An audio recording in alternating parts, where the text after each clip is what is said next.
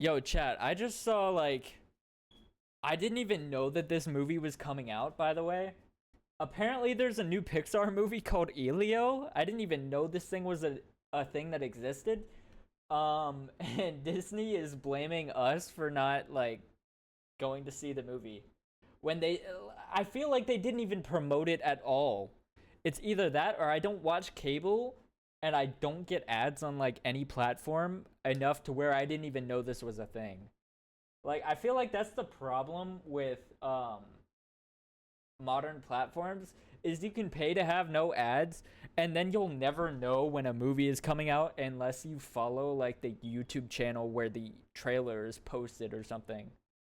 I don't follow Pixar's trailer account or whatever on YouTube, so I had no idea this was even a thing. What's up, guys? Welcome back. So in a recent video, I covered the monumental failure of Pixar's most recent new IP, Elio. Now, it seems like Pixar is just not learning their lesson because this headline recently came out that says Disney points fingers after Elio flops. Stop asking for originals if you won't watch them. There's no way we're doing this right now. Okay. Stop asking for original stories if you won't watch them.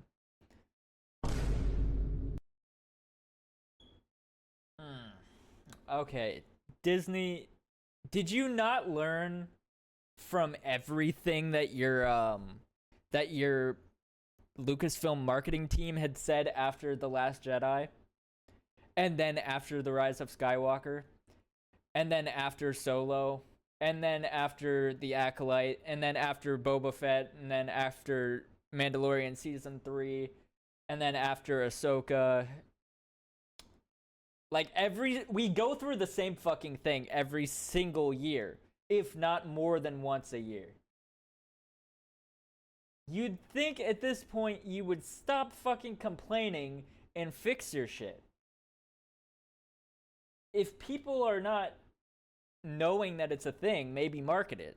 If people aren't going to see it, maybe make a better product. Now, guys, Pixar, come on. It's that I simple. thought this has got to be some kind of fabricated, sensationalized headline. There's no way they actually said something like this. But guess what? If you go on Pixar's official Instagram profile and you just scroll down a little bit, there it is. Check it out. Stop complaining that Disney doesn't make original stories if you don't show up to movies. They posted this on Pixar's account? Oh, nah. There's no fucking way. And support them in the first place. Who said that? Oh my gosh. I thought I was the only one in my car. But anyways, there's a new original story. Look at that. From Disney Pixar called Elio. You should go ahead and support it. It comes out this Friday. So yeah, you should go to movie theaters. Thank you. Posted a week ago. Okay. That is not how you do marketing, bro. Make a meme or something out of it. Do current trends. A person just complaining on Pixar's official account that people aren't going to see a movie. That's not the way to market your movie, bro. What? I'm not complaining. I know a lot of people aren't complaining, but when Disney makes something that they don't care about or they're gonna have no interest in watching, why do they expect people to go see it? It doesn't make any sense. Crazy. How tone deaf. Pixar, what are we doing here, guys? What are we doing here? Do you seriously think now is the time to blame the audience for not wanting to quote unquote see original stories? Look at K-pop Demon Hunters. That's an original story and it's popping off right now. Who doesn't want to see original stories? Maybe Disney Pixar just doesn't understand the predicament that they're in, so maybe let's give them some tough love today, because we should not have a billion-dollar corporation trying to gaslight an audience into supporting an IP just because it's original and blaming a flop on the audience instead of taking responsibility for things that they didn't do well, like marketing, like art style, like the story, which we're gonna talk about. Yeah. I don't know anything about the story, but I know the movie, the art style, the turning red art style that they're doing, no one likes it. Most people who have watched all of Pixar's catalog, they don't like the way that this movie looks. It's too different from how their actually good movies used to look. And it's like, that doesn't even, it doesn't make sense why they would make the movie look like this. Today. So apparently, Pixar massively changed Elio after the original cut was test screened and not a single person raised their hand when asked if they would pay to see the film in a movie theater. Elio was also initially a queer-coded character until leadership told them to make him more masculine. Now that is interesting, so I decided to look into this a little bit. According to multiple insiders who spoke to the Hollywood Reporter, Elio was initially... Why is my microphone volume so low?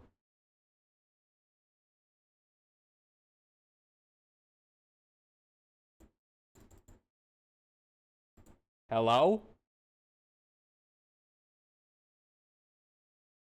I feel like it's like really low, right?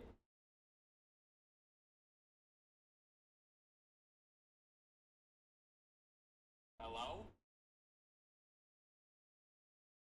I have no idea. Anyways, hopefully the YouTube video turns out fine. Portrayed as a queer-coded character, reflecting original director Adrian Molina's identity as an openly gay filmmaker. Other sources say I don't really care about. Intend the film to be a coming-out story, as the character is 11, but either way, the characterization gradually faded away. Like, to be fair, if that's what they wanted to do, and they just wanted to make the story that, like, I don't care. Like, go for it. It doesn't make any difference to me. Like, I was already not gonna see this movie because of the way it looks. Like, physically, the art and the way they animated it, it looks disgusting to me, and I didn't want to watch this. Not to mention the fact that I didn't know it was even a movie. I didn't know this was coming out. I never heard that this was even being created. So, like, when was I given the chance to even watch this movie in the movie theaters?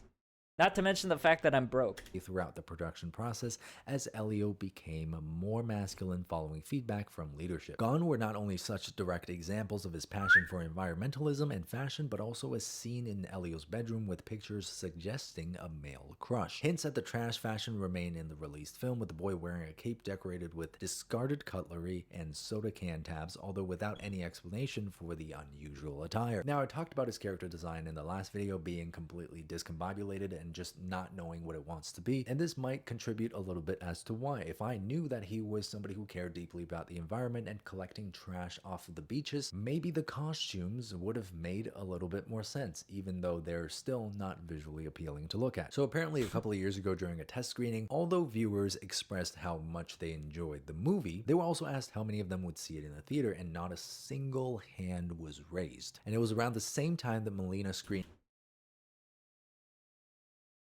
They did a screening and nobody said that they would watch it in the movie theater. That's a sign that you made a bad movie. I'm sorry. Like, that's an undeniable sign that what you made was not good.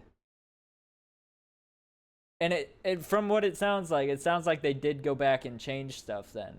In his latest cut of the film to Pixar leadership, there are different accounts of the exact feedback that the director received from Pixar boss Pete Docter, with rumors circulating in some of the studio circles that Molina was hurt by the conversation. Molina exited the project soon after, and much of Elio was reworked. Now, some of the insiders are claiming that if the original story had stayed the way it is, if it was a little bit more about the child's identity, you know, with the queer coded theme, that it would have done better in theaters and it would have had more meaning to the film. And none of us can, of course, confirm or deny that, but I have a feeling that it would have done just as badly, considering the fact that during a test screening, literally nobody said they would see it in theaters despite liking the film. And that's kind of how most people feel about it right now. I was deeply saddened and aggrieved by the changes that were made, says former Pixar assistant editor Sarah Ligotic. Okay. who provided feedback during Elio production as a member of the company's internal what? LGBTQ group, Pix Pride. What are we looking? Liggedick notes that a number of creatives working on the film stepped down after the directors shared their first cut of the movie. Another Pixar source disputes that people stepped down in response to Molina's departure. One former Pixar artist said it was pretty clear during the production of the first version of the film that studio leaders were constantly sanding down these moments in the film that alluded to Elio's sexuality of being queer. Suddenly you remove this big key piece which is all about identity and Elio just becomes about totally nothing. The Elio that is in theaters right now is far worse than Adrian's best version of the original. Elio was just so cute and so much fun and had so much personality, and now he just feels much more generic to me. Well, I'm glad they realize and they're self-aware. This part's very interesting to me. So the Elio... So they wanted to make him like an LGBTQ plus I don't know all the letters that are involved nowadays, but they wanted to make him that type of character, and then people said they didn't like the movie when they screened it, so they changed it to not have any of that in the movie, and so now it's just like just a kid that's boring. Like, I mean, I kind of see what went wrong. They didn't have any direction to go in after making him not an LGBTQ character. So like, I kind of see the corner that they were put in where like, what do you do after that? Like, if people don't like it, I'm assuming it's because of the reason of that. So let's change that to not be included in the movie. But then once you don't include that in the movie, what do you have? Like, there's nothing. It's just a kid. And it's like, what do you do in that situation?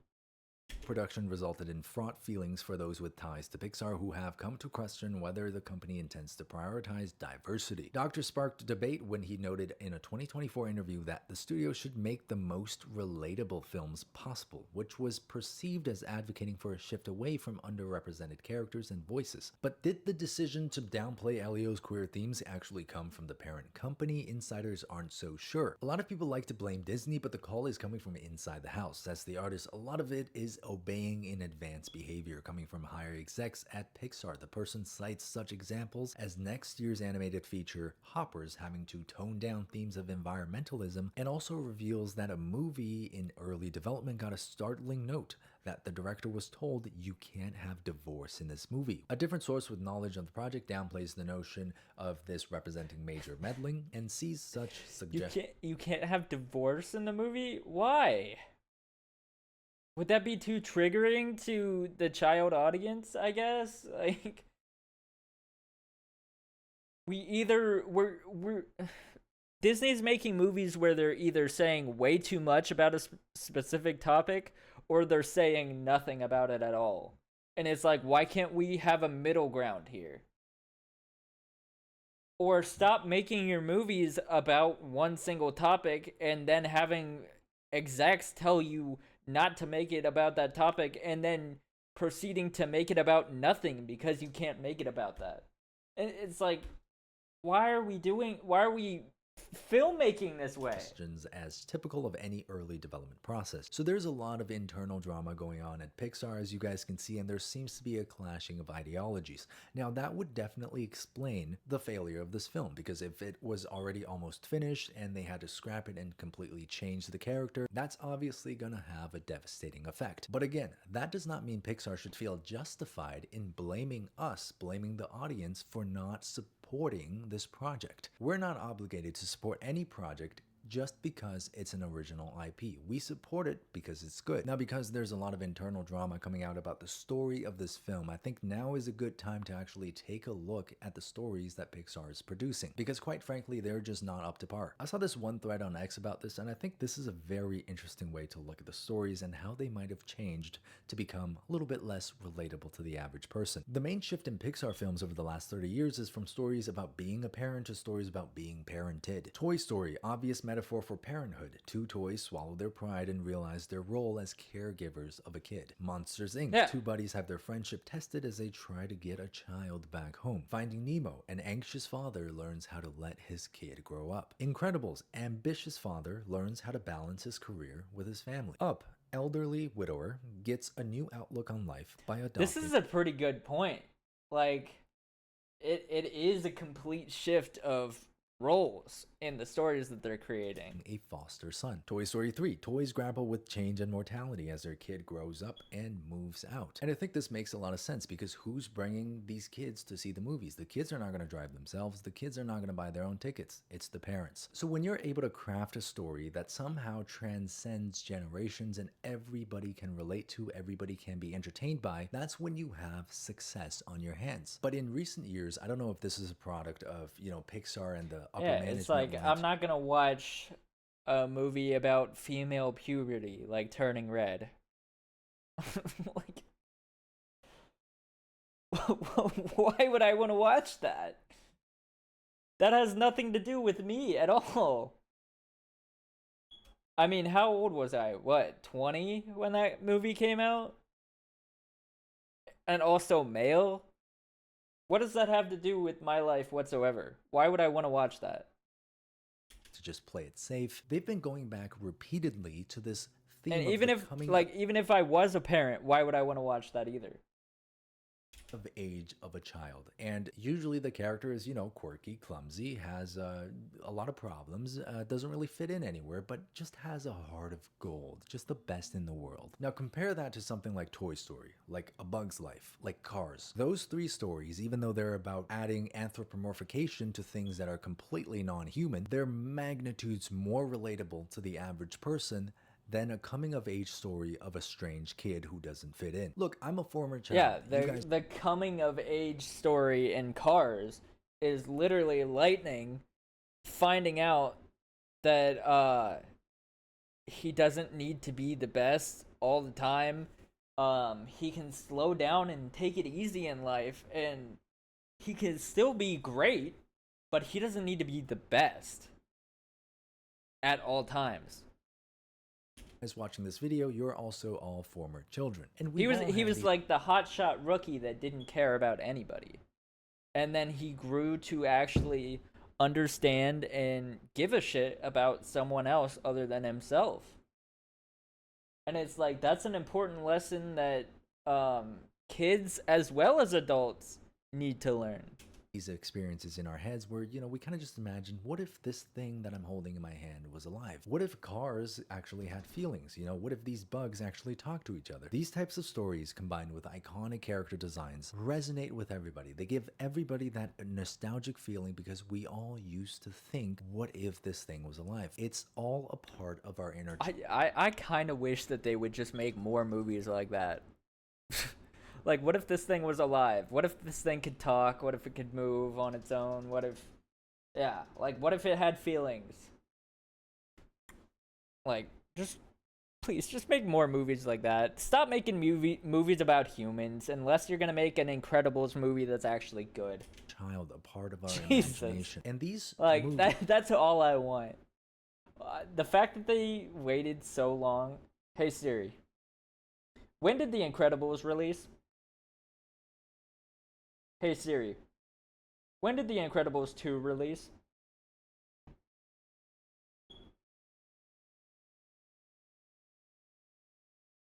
...2004 to 2018. I don't feel like doing math. Somebody figure out how long that is. But they waited that fucking long to make a second movie, and the second movie wasn't even nearly as good as the first one. Like, that's so disappointing. That would be like, for me, that would be like if they made Real Steel 2 and it was worse than the first one. Or if they made Midnight Club 5 and it somehow didn't live up to Midnight Club 3. I mean, 4 already wasn't as good as 3, in my opinion. Use this nostalgic vessel to convey I would be so mad. A story that kids... I'm already so mad about Skate 4 not looking at least nearly as good as 3. it looks like it might be a bad game. But I'm holding out hope for a hero.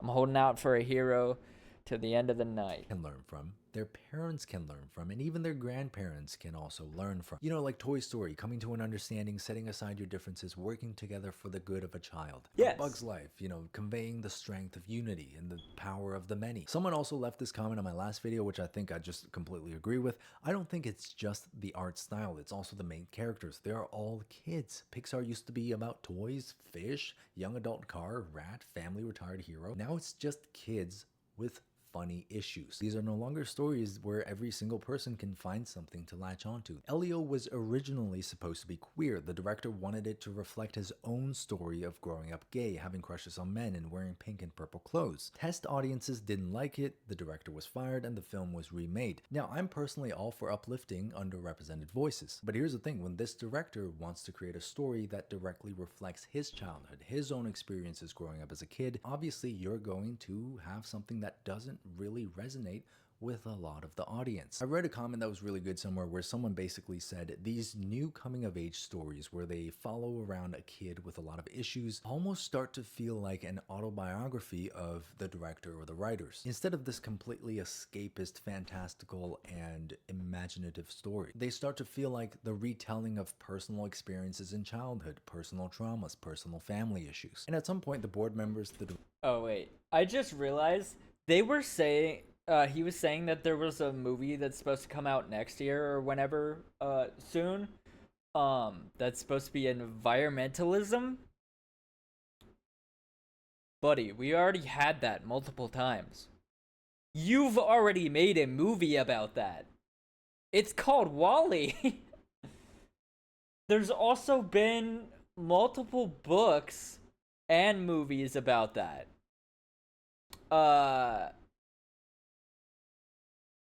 If I remember correctly, The City of Ember. If y'all remember that book. The Lorax, the book and the movie that came out, what? How long ago did that movie come out? Hey Siri. When did the Lorax movie come out? 2012? I mean, fuck, was that around the same time as Wall-E? I feel like it was a few years after. But either way, like, we've had so many stories about this. Come up with an original idea, please. Directors and the writers at Pixar have to realize that the majority Hold on, I'll check out of the that clip common afterwards. audience don't really relate to this type of niche character. You know, a child who's coming of age and has all of these quirky and unique issues, somehow feels like they just don't belong anywhere, has all of these family problems, and then in the end, they somehow figure it out. Now, I've seen Elio, and I'll be honest with you, this feels a little bit like a movie that was made for kids by people who didn't really understand the joy of being a kid. And I feel like this is reflected in the design of the character as well. Elio feels like a kid who was designed by someone who doesn't understand kids. Like all the plastic forks and the bottle caps and all of the unnecessary complexity that's here. You guys are all former kids, so you probably know this. Like which kid do you know makes shoulder pads like that and puts bottle caps on it like that? Who does that? Kids are the absolute masters of simplicity. Is key. A kid can put a car. I want to see this kid scrolling YouTube shorts and then switching to TikTok, scrolling TikTok for 4 hours, and then switching to Instagram Reels and getting videos of people getting shot.